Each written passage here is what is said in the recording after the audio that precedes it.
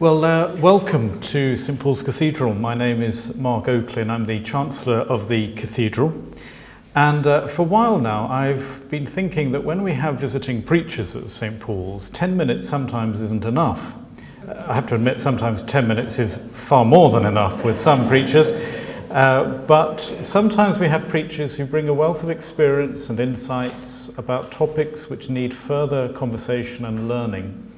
And when I asked Rana to come and speak today, I said, please come and preach for your 10-minute slot, but what about afterwards? We have an opportunity for people to hear a little bit more and have an opportunity to ask some questions about the things that are on your heart.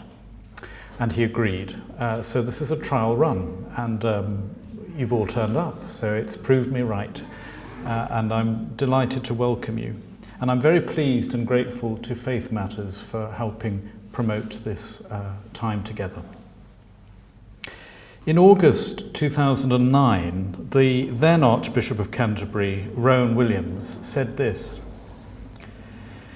"The recent atrocities against Christians in Pakistan will sear the imaginations of countless people of all faiths throughout the world.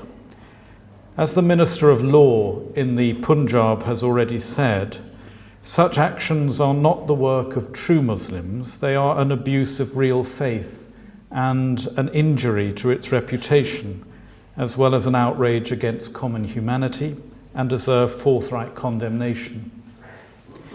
The Archbishop went on and said, "Christians in Pakistan are a small and vulnerable minority, generally with little political or economical power.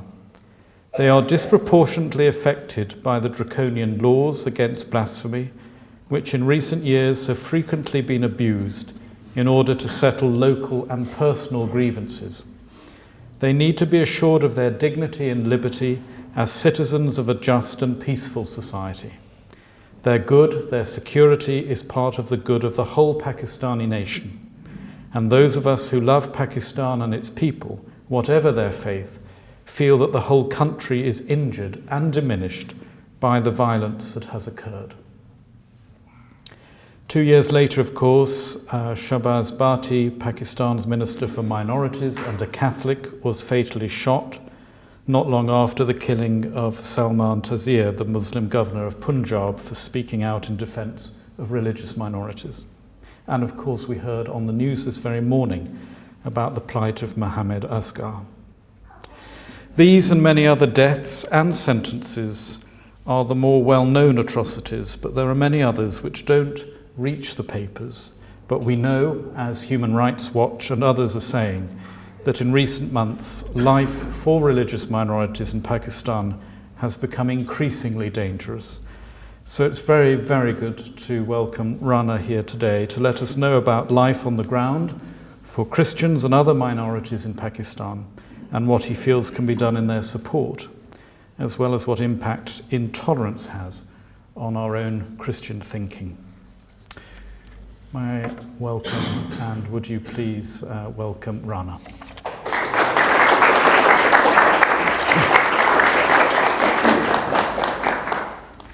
Thank you, Mark. The day I received email from St. Paul's Cathedral, would you like to come to preach? That email was actually a kind of a thing with an offer, buy one and get one free. Buy one and get one free, to some extent he has already explained. He said, you are most welcome to come and to preach on this and this day, and if you are happy, St. Paul's is happy to arrange something of your interest, of Pakistan, theology, discrimination, whatever you want. Sometimes you go to a supermarket, you are less interested the thing for which you pay, you are more interested in offer. It doesn't mean I was not interested in preaching in St. Paul's Cathedral, because it is, as a Christian priest, it is of course a privilege and a great thanksgiving to God that I got opportunity to preach in St. Paul's Cathedral. But talking about my country, to whom I love a lot, talking about the people, my Christian people, Muslims, people of all faiths, people of none, who are suffering because of extremism, because of terrorism, and because of escalating intolerance in Pakistan. I will talk a bit about what you normally receive from the media, but mostly my thoughts will be deeply rooted in my own experience as a Pakistani Christian. Pakistan came into being some 60 years ago, but probably this is the first country in the history of Islam which came from minority context. Number one, Pakistan was not conquered like many other countries. That's why Pakistani minorities or non-Muslims need to be dealt in a different way. Pakistan came into being through a political process and a way of dialogue. And if you allow, a bill was passed in this building, which is on, if we are sitting on the, if we are on the south side, on the north side of River Thames. Here in this parliament, a bill was passed about partition of Indian subcontinent, and idea about the partition was discussed here in Pakistan, everywhere in the world, wherever people from Indian subcontinent was. But Muslims of United India, they were a bit concerned about their future. And when we talk about Pakistan, normally again I want to hit that narrate when we say that Pakistan came into being for the religion. Maybe Pakistan came into being for the biggest minority, religious minority in Indian subcontinent, which were of course Muslims. Muslims in Indian subcontinent, they needed a separate homeland for a way of life which they wanted to live.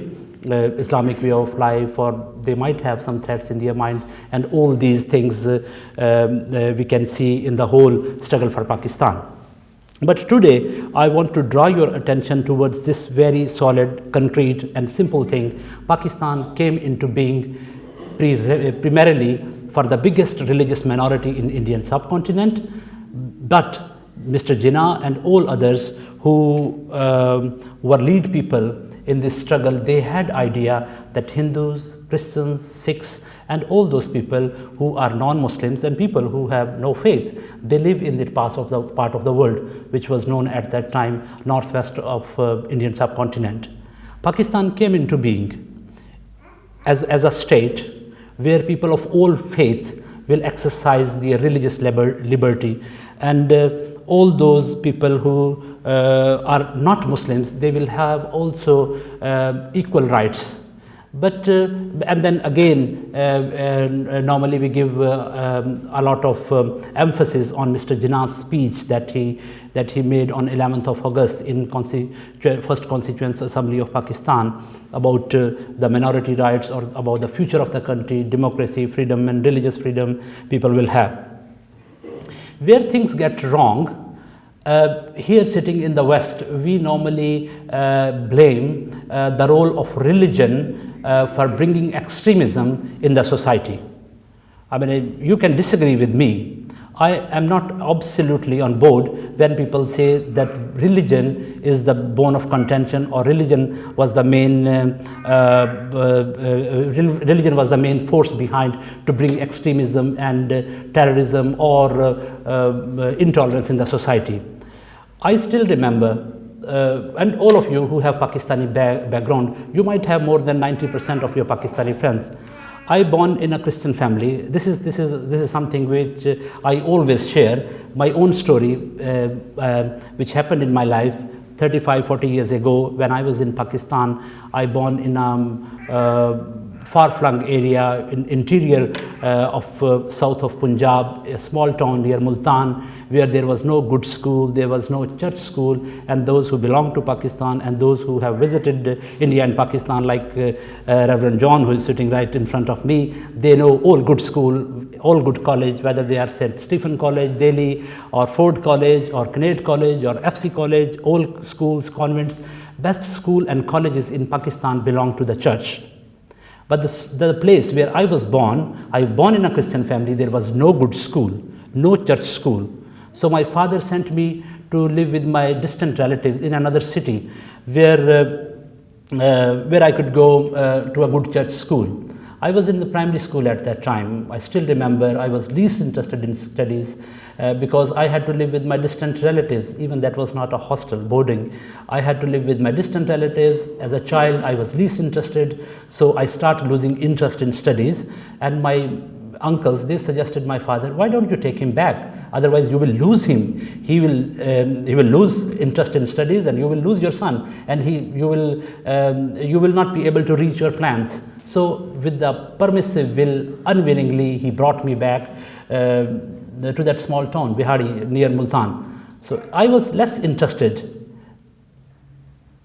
not in good studies, but I was less interested living far from my place or from my family.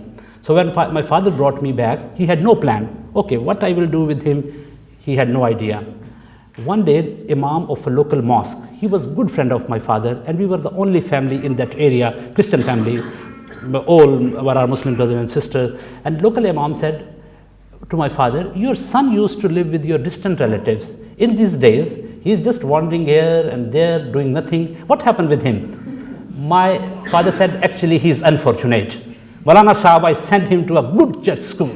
And you know, all church schools are good schools. Said, oh yes. Maulana Sahab said, Imam said, yes, I wished if there were a church school in my city, I would have sent my children there. But indeed, he is unfortunate. But what happened with him? He said, he was not willing to live there. So I have brought him back and I will see what I will do with him. But I have no plan. And I still remember this conversation. And Imam Sahab, he suggested in a funny way, why don't you send him to our madrasa, to our mosque school, so that he could learn a difference between a church school and a mosque school. Because people who live in Pakistan and people who don't live in Pakistan, even they know what madrasa's production is, what they are doing. So I was sent as a punishment. I was sent as a punishment in a madrasa, a primary school attached with the mosque, for few weeks. During that time, my father, he will think, okay, what I will do with him. But Imam was so kind, because he had no idea. I born in a Christian family. A Christian would come to a mosque school, and he used to say to other teachers, oh, Rana is here for just for a few weeks. This is his punishment. And express as much as love you can, because you will never receive any Christian in a mosque school again. So they were so kind, and as a child, I had no right to decide about my future, but I thought that's a good place.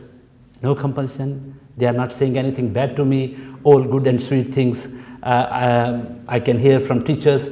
So I decided I should stay. And when my father saw, he is very keen to go to school, never late from school, and he is very happy there. And he thought, okay, let him go, because he had no plan. So I did my primary with potential imams. I did my primary with those students who were not coming from wealthy background, who were not coming from educated background, just for those who will finish their primary there, and then they will go to become a qari in a mosque in a village. But at that time, I had no idea one day I will become a priest. My father had never thought about that. My son will become a priest. Then I grew up, I did my primary, middle, college, university in that small area, then went to Lahore to become a successful man. We had some distant relatives, and even I had no idea when I'll go Lahore, what I will do there. Then I joined a newspaper. I was assistant editor there. Then someone suggested, Rana, you should go for priestly training. You should go for theological education. And hopefully you will be successful because you have some germs to become a successful priest. Okay, I thought, okay, we will do what we can do. And someone introduced me to the then Bishop of Lahore, Alexander Malik. He interviewed me for 3 hours. Then he sent me for theological education in Karachi. I did three-year education there, came back, became a priest, ordained in Lahore Cathedral, served in Lahore Diocese for 10 years. And in 2009, I was invited to come to work for the former Archbishop of Canterbury, Reverend Williams. And when I arrived here, then I start realizing how Spirit of God was working behind. I had no idea, but the confidence I have now to support interreligious dialogue, to support religious minorities, to support and to work with Muslim brothers and sisters, the confidence is actually inbuilt. Because the most precious prime time of my life I spent in a mosque school. Courtyard of a mosque was a kind of playground for me. So wherever I am, whether I am in Al-Azhar Mosque or whether I am in St. Paul's Cathedral, I am comfortable because I spent early 5 years in a mosque school, then became a priest. This is my own story. When I came here in this country, I saw sometime Muslims also have problem, just like Christians have problem in Muslim majority countries. Muslims have also problem here. But the problem they are very tiny. The problem which Christian minorities or other non-Muslim communities have in Muslim majority countries, they are huge. Here, sometimes just a tiny kind of hatred they receive. Then I start thinking we should do something. We should provide alternative to the world. We should do something where we can say, okay, this is the way forward. Maybe that might not be the ideal way forward, but this is the way forward. Then I start discussing an idea with different sort of people, and there I met Mr. Fiyaz Mughal, who is sitting right in the bottom. And I discussed an idea, what is the spirituality of speaking for others? How deeper spirituality this is when we speak for others, when Christians speak for Muslims or Muslims speak for Christians. Because to me, as a Christian, this is very much Christian principle. If all the time you are addressing, if all the time you are saluting, if all the time you are blessing your own brothers and sisters, what special you do? If you pray for those who persecute you, if you work with those who are against you and try to overcome on this whole concept of otherness, you are fulfilling God's mission in this world. I met with Fiyaz, and he said, oh, that's a wonderful idea, I will do that. And interestingly, if I am not wrong, Mark, you correct me, Mark and me, we are patrons of Faith Matters, an organization which work for Muslims' right in this country, but also have launched a project to work for religious minorities, in particular Pakistani Christians in Pakistan, the problem they face. This is one of the things which could be a way forward, that in Pakistan or out of Pakistan, if those who have influence in Pakistan, they assert their influence. They don't keep that influence within, they assert their influence. That could be one of the, that's not the ideal thing, or that's not the only thing, but that could be one of the way forward if we encourage those people who have influence, and if they are able to assert, if they are able to send positive message, influence a message back in Pakistan. Christians in Pakistan or other minorities in Pakistan, they are suffering because of different reasons. That's a quite complex situation. Pakistani Christians are the most beleaguered, if you like, religious community in Pakistan. No doubt Shias are suffering, no doubt Ahmadis are suffering, no doubt other communities are suffering, but the suffering which Christians are facing, that's huge. For two reasons, for many reasons, but I would just mention a few things. Christians are economically not very wealthy, politically not very strong, and they have a good church structure in the country, and they use that structure to fulfill the community's needs at large. Christian schools, hospitals, they get money from all over the world, or they just get money from locally, and providing healthcare, providing education to the masses. A small religious community, which is a tiny minority, but it has ability to serve the majority. So if that community is suffering, if Pakistani Christians are just catering their own communities, if Pakistani Christians are inward community, I don't fully agree that Pakistani Christians are inward community. They are very much outward community, and they are able to open schools, colleges, universities in the area where there are no Christians. Even you go to the Balochistan, in the hilly areas where there are just tribal people live, no Christians, no Ahmadis even, but Christians have opened school and colleges there, because to spread the country with the light of knowledge and deeper awareness for human rights and deeper awareness for other things. One more thing to which I would like to draw your attention, we mostly talk about, or you listen about Pakistan and especially Pakistani Christians when any disturbing kind of thing happens, when there is a registration of a case of blasphemy law, or any Pakistani Christian, or even like Asghar, who is a Scottish Muslim, and one of the participants today with us is all the way from Glasgow. So whenever these side of incidents happen in Pakistan, there is a huge cry all over the world, and which is right. The problems which Pakistani Christians face in Pakistan, as I said earlier, they are not tiny, number one, and secondly, the support which people need locally, that's not there. Sometimes you receive wounds, but if there are people who are able to support, then you are able to at least feel or to understand at your level, okay, if there are people who are killing us, there are also people who are supporting us. But when this type of incident happens, for example, 2 months ago, there was a blast in Peshawar church and more than 200 people were killed, but there were Muslims who took care of them, they donated their blood, and everything was done in first instance by local Muslims. There are people who support other communities or religious communities, or in particular Christians, when there is a problem. But the biggest problem is this, that in Pakistan we have a huge silent majority. Someone said, I don't know who, but certainly a wise man said, probably Roosevelt, one of the American presidents, by the end of the day, we will not die by the bullets our enemies throw on us, we will die by the silence of our friends. So there is a great need in Pakistan and everywhere in the world.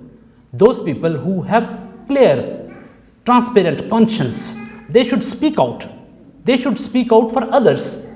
They should speak out for others' rights. I mean, as a Pakistani Christian, I live in this country. Wherever Muslims in this country, in London or anywhere, whenever they feel any problem, I speak for them. And I go to see my Christian brothers and sisters in this country, and let's join hands and we should support this community. No one should be persecuted because of their religious or ethnic identity. In Pakistan, there is a great need for the religious, for the silent majority to speak out, and I understand the problem they have. Because whosoever speak for others, he or she is eliminated. The only person, if I am wrong, correct me, the only person with full conscience and understanding gave life against the blasphemy law, he is not a Christian. He was a Muslim. Salman Taseer. He was wealthy, very wealthy, and he gave life for a poor. He was a man and died for a woman. He was a big political figure and died for an unknown. So there are people who speak for others, but there is a great need for a silent majority to speak out.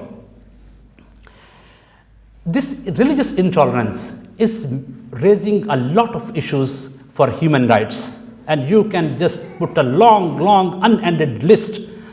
But I would also like to draw your attention that this religious intolerance is affecting a lot towards theological discourse and discussions. I remember many years ago, about 10, 15 years ago, or 20 years ago, in Pakistan, Pakistani Christians or non-Muslims used to produce books full of apologetics. For example, in Pakistan, I as a Pakistani Christian, or I as a Christian, this is my faith, Jesus was Son of God, Jesus is Son, and as a Pakistani Christian, we don't believe in prophethood of Prophet Muhammad, Quran as a holy book. But it doesn't mean people discredit these things. I mean, if you don't believe in someone's prophethood, it doesn't mean you are committing any blasphemy. So in 20 years ago, situation was different. I mean, I used to have all sort of translations of Quran in my library, and my teachers, my friends Christians, Muslims, we used to sit together, discuss some very hard issues, and even then after that, okay, we'll have a cup of tea and we'll meet tomorrow again. Imams and priests, they used to have discussions, Christian-Muslim dialogue, Christian-Muslim debates were there. A very powerful, good atmosphere of apologetics and religious discourse was there. But because of this religious intolerance, scholarship and interreligious dialogue is one thing, but scholarship of this kind of things, debates, they have been hugely damaged and affected. And people now have a huge fear. If we will say anything of this sort of things and what will happen with us, you can understand. That's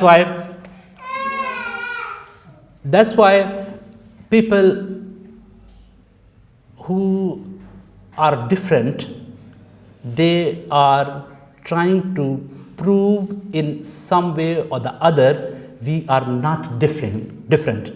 And what is happening, I'm talking about more about minorities, Shias or Christians or Ahmadis, a kind of non-transparent and false ideas are coming into their thoughts and thinking. They try to say which actually they don't believe, but they used to express whatever their faith is. But now, because of religious intolerance, people sometimes pose that we believe in this and actually they don't believe. You understand what I want to say? Are you with me? Say the Saba. Are you with me? Sometimes you don't believe in certain things, but you have to say, because the naked sword of religious intolerance is there. You can't express your thoughts, which you want to express. This is more than dangerous than any law. This is more than dangerous any drone. This is more than dangerous anything. Because your whole process of thinking is stopped somewhere. You can't think even. And even if you will think, you can't write it. Even if you can write it, you will put it in your safe where no one can see. What will happen then? An atmosphere full of conjunction. The atmosphere where religious freedom is one issue, but where you put consciously barriers on your own thinking. You order your own brain not to think in this way, because if you will think, how you will express? If you will express, what will happen with you? And what is one of the consequences of this is a huge withdrawal, a huge migration of intellectual people from Pakistan. People who want to think creatively, people who have different ideas, they are leaving because they think, okay, if we'll go in Europe, if we are in United Kingdom, if we are in America, then there is a religious freedom. We'll be able to express, we'll be able to think whatever we want to say, whatever we want to write, we will do that. But because of this religious intolerance, there are a lot of barriers that intentionally, consciously, many people have put their own way of thinking or their own brains, but also people have started leaving. And then, because of this religious intolerance, masses, people who have economical problems, people who are victim or potential victim of religious intolerance, they are leaving the country. So on one hand, it is bringing bad name on Pakistan, but on other hand, it is also creating a lot of gulfs and divisions, segregations within the communities. And many of you probably know, thousands of people have moved from Pakistan for a better future, and they have moved towards Sri Lanka. Sometimes it looks a joke. People are leaving Pakistan and they are settling in Thailand. People are leaving Pakistan and they are just spending few years with the hope, okay, we'll spend few years in Sri Lanka and finally we'll go to a place where we will be able to exercise our own religion. Why Pakistan was banned? The biggest religious minority in Pakistan thought we will be able to exercise our own religion freely. Pakistan was the whole idea of Pakistan was this, that people will have opportunity to exercise and express their thoughts and exercise their religion freely. And now the land of refuge has become, this is a painful reality. The land of refuge is compelling their own citizens to seek asylum somewhere else. Pakistan or Indian subcontinent or that part of the world used to be the land of refuge. And I have a very strong opinion about it. If you gather all the Christian population in the Middle East, Christian population in the Indian subcontinent is more than that. Christianity came from the Middle East, and there are more Christians in Indian subcontinent than the whole Middle East. Islam came from the Middle East, and there are more Muslims in Indian subcontinent than the whole Arab world. Why? Islam came in its early centuries, and Prophet Muhammad's grandson, when he had problem, Imam Hussein, when he had problem in Iraq or in the Middle East, that part of the world, tradition says he asked his opponent and enemies, don't kill me, let me go to India. And Christianity in its very early stage arrived in India. Judaism, 5 centuries before Christianity, arrived in Indian subcontinent, in South, in Cochin and in that area. So that part of the world was a place of refuge. That part of the place was an ideal place in the world at that time, 2 millenniums ago. Ideal place where people from all part of the world can come. They can exercise their religion, they can think freely, they can express freely, they can evangelize, they can do dawah, Muslim evangelism, they can do Christian evangelism, they all freedom of even proselytization, and you can convert people, and then people can become Muslim, Christian, Hindus, whatever they want. So that kind of freedom was and is part of the texture of the culture of Pakistan. But what this is happening now is actually, it has no roots, and it will go, and it has to go, because it is just a kind of imported brand funded by regional or international or local kind of forces. But it has to go, and it will go finally, and the time will come when people in Pakistan, the land of refuge, will be able to get freedom, religious freedom, and the tolerance which was and still is very much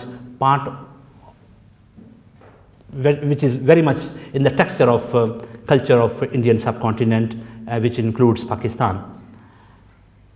I would also like to raise in the end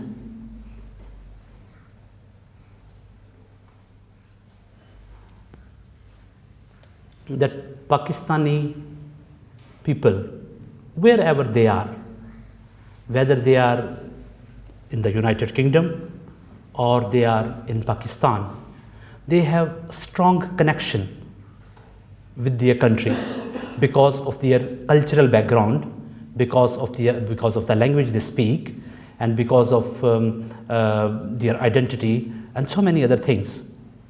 It is quite difficult to get separation from the land which gave you identity, the land which gave you a lot of comforts, but it is suffering.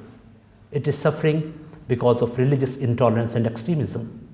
It is suffering because of a tiny minority who have guns and arms. People every day, people are killed in the mosques, people are killed in the army headquarters, people are killed in the cinemas, people are killed on the marketplaces. And who is doing that? Sometimes it is very easy for government agencies to say that's the foreign hand. But people want to see the reality. Who is doing that? I don't believe that all people who have beard, they are terrorists. But unfortunately, terrorists have beard. So we need to eliminate them, and we need to speak out where fault is, who are the victims, and who is victimized innocent people. So I don't blame any religion, but religious communities need to stand up. I don't believe any orthodoxy in any religion, because I know future of a safe and peaceful world is in the hands of orthodoxy, and people, Orthodox scholars from Islam, from Christianity, from wherever they are, when they sit together, when they discuss and talk about the future of the world, they can bring on a lot of thoughts and things which give support to communities to live together happily. I would also like you to express your thoughts and any question which you want to ask from me, or you want to ask from Mark, or any comment you want to really, anything on which you want to comment at this stage. Is it okay? Yes? This gentleman and then Esther? Yeah? But I would also like you to be brief, because I always say clarity and brevity will be rewarded in the heavens.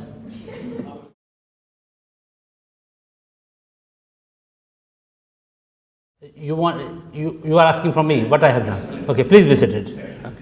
A good question. Now I can understand what I am. What I have done to get Asiya Bibi out from the jail. I have prayed a lot for her. That makes sense? No. I have prayed a lot for her. And I am not personally in a position to get her out from the jail, but this is the responsibility of the government of Pakistan, and this is responsibility for all those who are working for her prosecution. This is their responsibility, and probably they are involved in that. But if you look into this whole matter, it's quite complex. I have never visited, but I met with someone who visited Asiya Bibi last year, and the positive thing as a Christian which encouraged me, I heard from him, is that he is very strong in faith, and she feels wherever she is getting a lot of support from people around the world, and she is getting more strength day by day in her faith and in her life. But as far as getting her out from the jail is your question, that should go into the government quarters, I think. And we will ensure, if some of our friends who are sitting here, they have influence, I know, if they can write some people there or here to express your thoughts and your concern.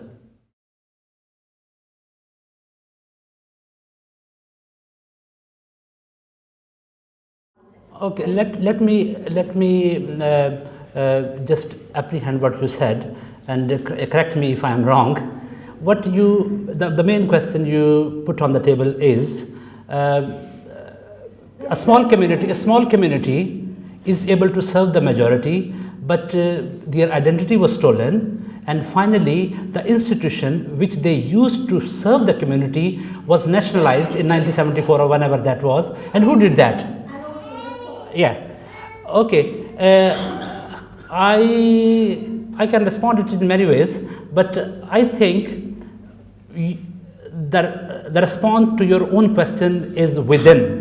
Within being in that sense, Pakistani Christians were serving the majority through their institutes, colleges and universities, and they were nationalized. Who nationalized that? Religious organization or the government? Government. It's mean the government or the state policy, which normally we less target, and we more target religious organization and religious institutions. To me, the bone of contention were the state policies. Because before that, for example, this is the shift of whole state policy and your state policy for the public and state foreign policy. When you needed extremists, if you like, you gave money and allowed and supported those madrasas who were producing small, simple imams. When you needed extremists, you supported them. That's why the shift of state policy is problem. The problem to me were not the religious institutions. Problem was the state policy.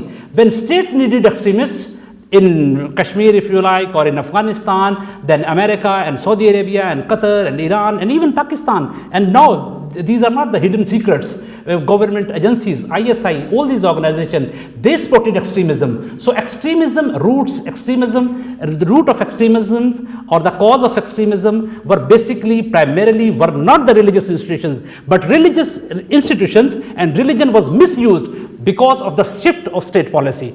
When state policy was this, okay, Christian and Muslims will live together. At that time, Sir Zafrullah was the foreign minister. When state policy was this, that Christian and Muslims and Ahmadis, they will live together, then at that time, Christian was the chief of the Supreme Court of Pakistan. But the problem was the shift of foreign policy. Problem was the shift of state policy from one place to another, and then they supported, they gave money to all these imams and to all these in charge of the madrasas to produce extremists. So now it looks that state policy has shifted again from one place to another, and maybe in that we can see a little hope. George Fathuddin Saab, he has come all the way from Glasgow just to ask this question.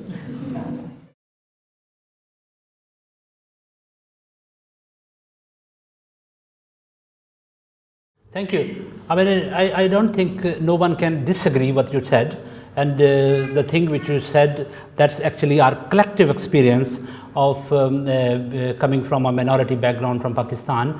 I fully agree what all you said, and there are organizations in Pakistan. I remember the Coptic Church in collaboration with the Office of Religious All Party Religious Freedom, group of all parties religious freedom headed by Baroness Elizabeth Bridges. They held a kind of indoor meeting to raise all these issues with the UK Border Agency, what religious minorities, especially Christians coming from Muslim majority countries, what they are facing. Of course, the problems which you have raised, they are genuine, and people are facing these problems.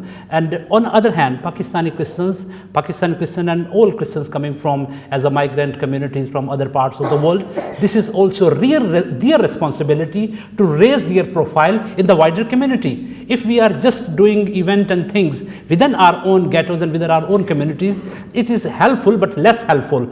We need to more raise our profile and the presence and our identity in the wider society, so that government and people, church is fully aware about that. And everywhere in all Anglican churches, Methodist churches, in Church of Scotland, there is always a prayer for persecuted Christians in Pakistan or in the Middle East or anywhere.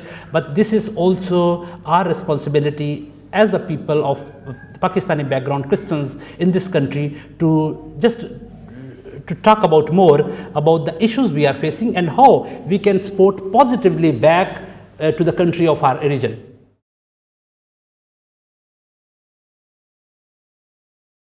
He is particularly raising concerns from a village called Kalarkabad, the oldest Christian village in Indian subcontinent, which was established in 1870. And I worked in that area, not in that village, because working in that village is itself a privilege in the Anglican Communion, but I worked in a small parish near that village for more than 4 years, and I and my lovely wife, who is sitting right in the bottom, you can see her after the talk, we worked there right after our marriage for 4 and 5 years, and he is raising his concern about 2 schools, a primary school in one of the villages, another school in another village, and a polling station for the elections, that Christian schools have not given back, though government has announced that they will give back this school to Christians and run by the church administration, but school has not given back yet. But this is particular a problem which Pakistani Christians in Kalarkabad in that area are facing.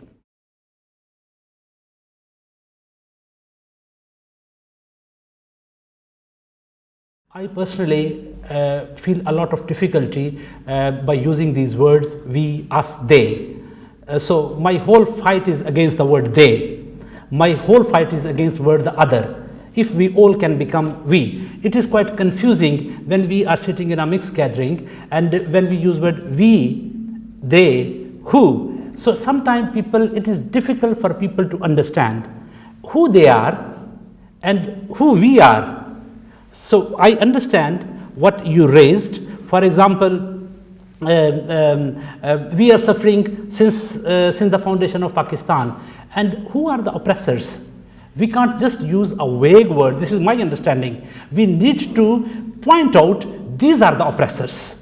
If we use just a vague word, they, maybe we will lose many friends who are with us, who want to support us. So we need to be very careful, A. B, we need to be very particular when we talk about those who are oppressors, because oppressor is very clever.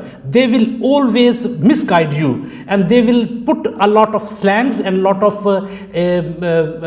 confusions or ambiguities in your talk. When you are talking, oh, they are very bad people. Who they are? And if you say they are Muslims, you will lose many friends who are with you.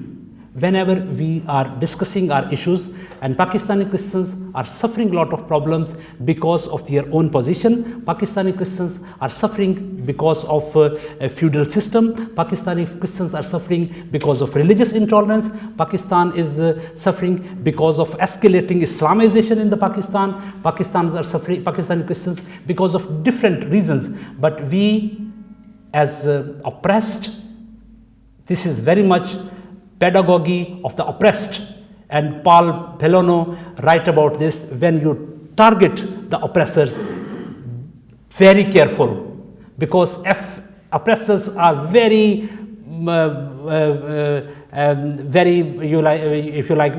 they know how to put all these kind of ambiguities in your expression when you are targeting them, and it will be normally difficult for you to point out, okay, they are the people who are making problems.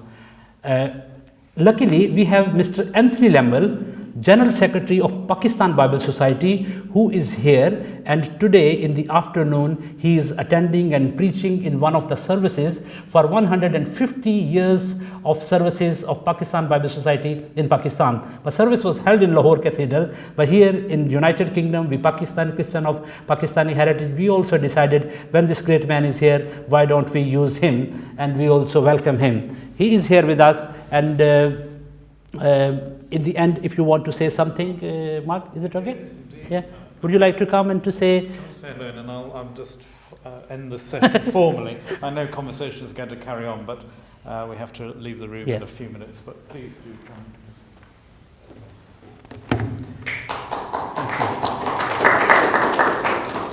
Well, it's my 33 years in the Bible Society.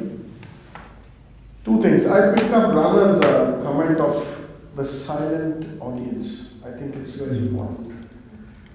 And I recalled about just before Salman Taseer was murdered, we were invited by Brana Jandri. He's got a very good setup in Johor Town.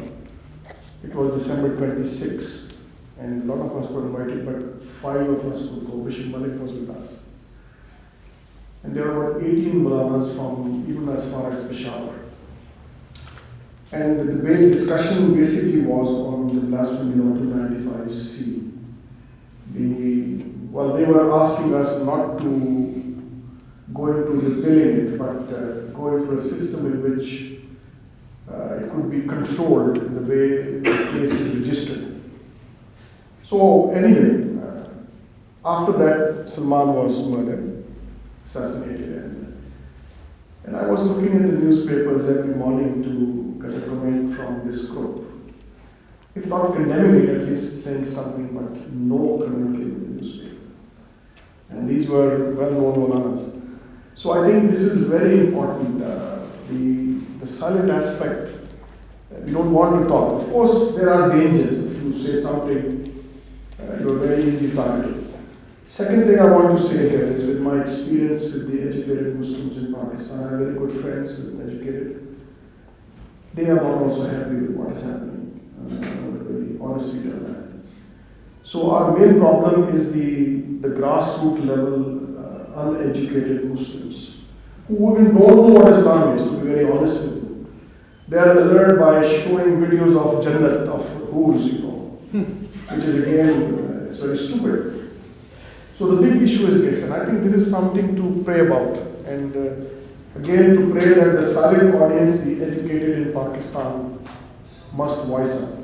Recently, what's happened, the current Chief Justice has taken sumo action on the case of last in Peshawar. And on 11th, this 11th just passed, and they have asked Christian leadership to bring their problems. And now this is encouraging, I must say that. So it's very interesting what's happening, and let me be very honest with you. It needs a lot of courage to at least say something. I have a good friend who is from Islamic University in Revd Rana Youab Khan. On Interfaith, I questioned him. I said, come on, Interfaith, yes, what do you want to achieve in the end? And I like this comment. He said, look, if I understand your understanding of Trinity, if I understand that when you say Jesus, Son of God, you don't mean that God had sex with Mary, I want to tell my people that this is what the Christians believe. And for him, that was his statement. He says, this is interfaith for me. And I think it's very important that our Muslim community respect us, understand it. And we also respect the Muslims in the same way. So again, silence is not the solution. It's difficult, you're exposing yourself. I know that it's, in Pakistan context, it's not easy. And I think, just should pop these two books. This is a very nice book of churches in Pakistan. And this is the Italian version. The English was launched in Islamabad. I think he's a colonel who's done this. This was launched in Vatican. This was launched in Vatican. Yeah, this was launched in Vatican, yes. And then he's done another one on the Sikh heritage in Pakistan. Now the point here is going again what Rana started. I mean, it's a multicultural religious society, but it's very sad. It's been hijacked. And we need to do whatever possible to make sure that the true Islam, the tolerant understanding is promoted, and we learn to live in the context we live in. Thank you very much.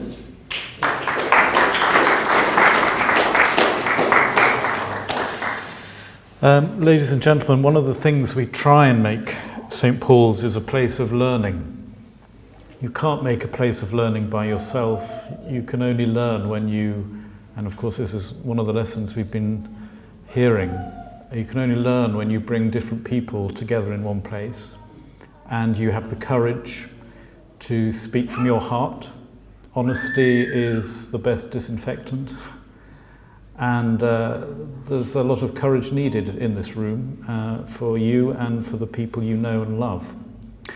And some of the things I should be taking away from this, in this learning process for me, is what a spirituality of speaking for others might look like, for all of us. I'm still carrying around the shocking statement of it's not bullets that will kill us, but the silence of our friends. That we have nothing to fear but fear itself at the end of the day. And how wonderful that so many people are committed to making Pakistan, against all the challenges and threats, are still committed to making it a place of refuge. And some of us in the church are trying to make the church a place of refuge as well. But I just want on your behalf to thank Rana so much for this hour, and thank you very much for coming here and listening and sharing your experience. Thank you.